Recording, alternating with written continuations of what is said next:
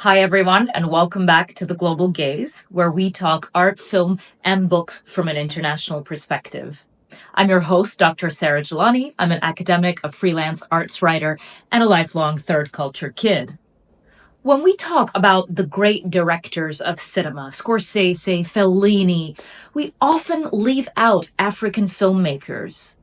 But the truth is, for over 50 years now, Africa has produced some of the most aesthetically daring, politically enlightening, and inventive cinema in the world. The 5 directors I want to talk to you about today, they're all pioneers who worked in the 20th century.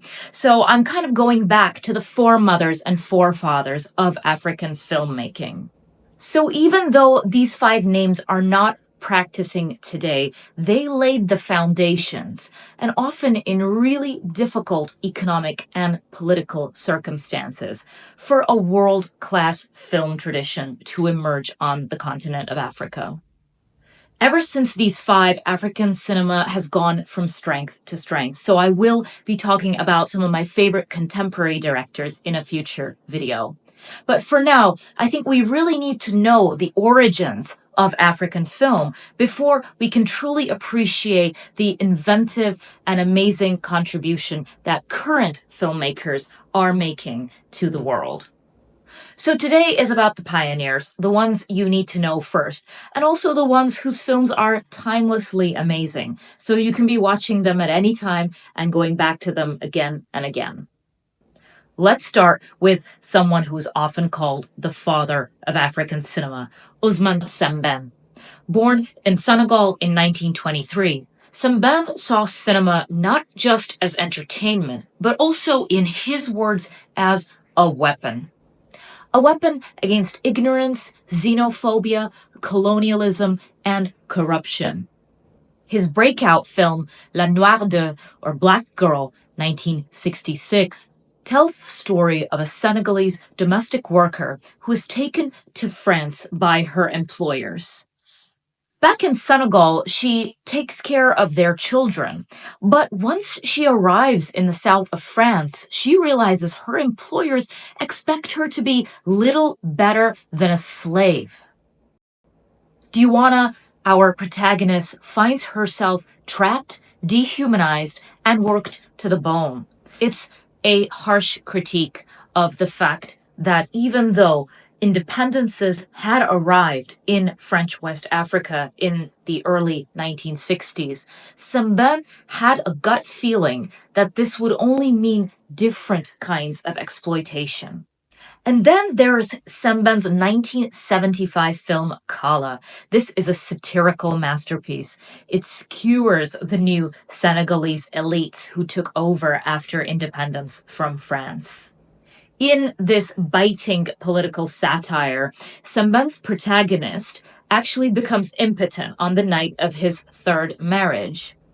Of course, this character's physical dysfunction actually becomes an allegory for the spiritual dysfunction of a native elite class that Sembène was criticizing at the time.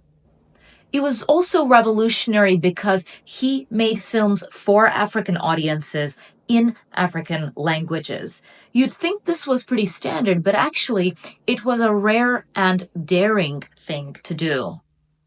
Next up, we have Sarah Maldoror. Now, she's often overlooked, but her work is vital. Even though Maldoror was born in France to Caribbean parents, and then she trained in the Soviet Union, she committed her life and work to African liberation. As such, she's often considered a kind of honorary Angolan. Her first film, Sambizanga, 1972, is one of the first African films directed by a woman, and it's nothing short of radical. It's set in the mid-20th century in the midst of Angola's struggle against Portuguese colonialism, and it follows the story of a young woman who goes in search of her husband.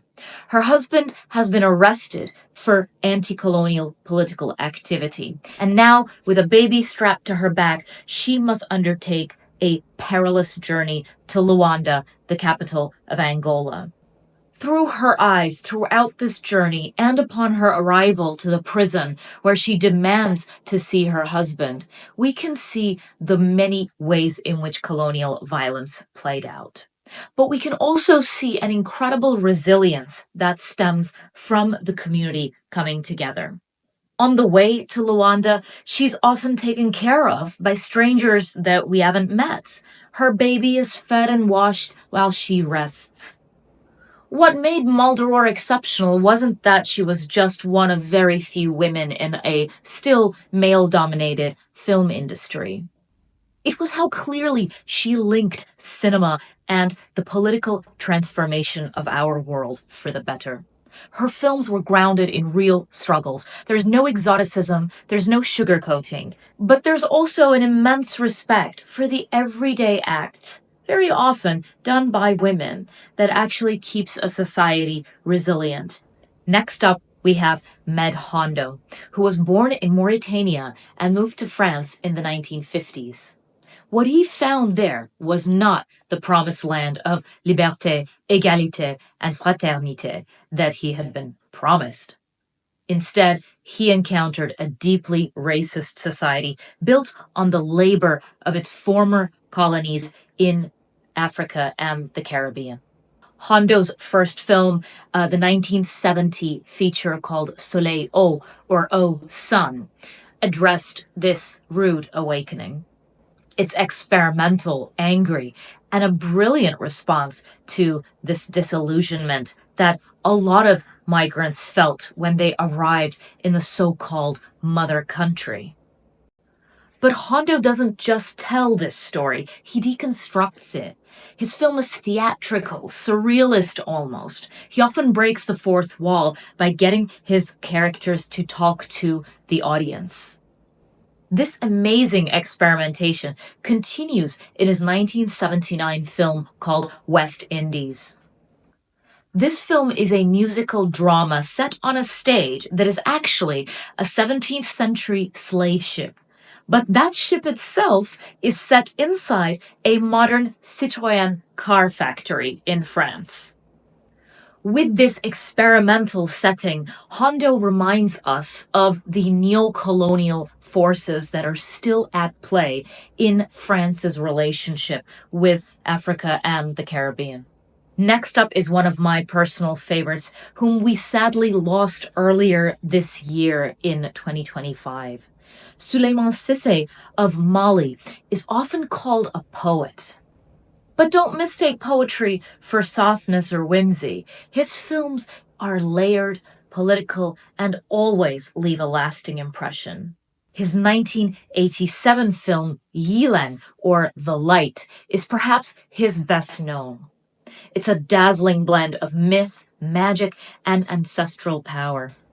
Shot in Bambara, which is a majority language in Mali, it tells the story of a young man who tries to get out from under the shadow of his father, who's a sorcerer. Cissé is asking us to reckon with history, with how African knowledge systems and traditional religions were suppressed by colonialism, but also how they still hold power today. I think this is Cissé reminding us that ultimately spiritual belief and cultural life is incredibly relevant to everyday existence. Finally, we turn to Safi Faye, a groundbreaking figure in Senegalese and world cinema. In 1975, she became the first sub-Saharan African woman to direct a commercially distributed feature film. That film was called Letter from My Village. Faye was actually a trained ethnologist with a PhD in anthropology, especially in the traditional religions of Africa. This really shows in her filmmaking. Letter from My Village blends fiction and documentary in a way that feels both intimate and political. In the film, Faye focuses with quite an ethnographic eye on her own home village. She shows us how state policies have made it increasingly difficult for rural livelihoods to survive. It was a great example of how anthropology and ethnology can be done by anyone for their own communities without turning it into a kind of colonial tool. So there you have it, 5 pioneers of African cinema that you have to watch first in order to understand the foundational contribution that this continent made and is continuing to make to filmmaking.